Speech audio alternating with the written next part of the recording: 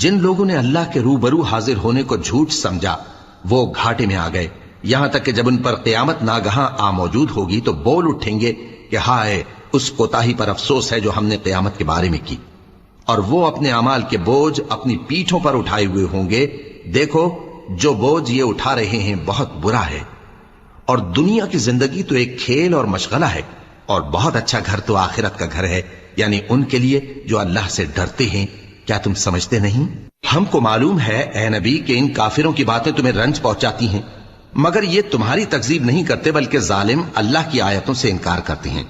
और तुमसे पहले भी पैगंबर झुटलाए जाते रहे तो वो तकजीब और ईजा पर सब्र करते रहे, यहां तक कि उनके पास हमारी मदद पहुंचती रही, और अल्लाह की बातों को कोई भी बदलने वाला नहीं।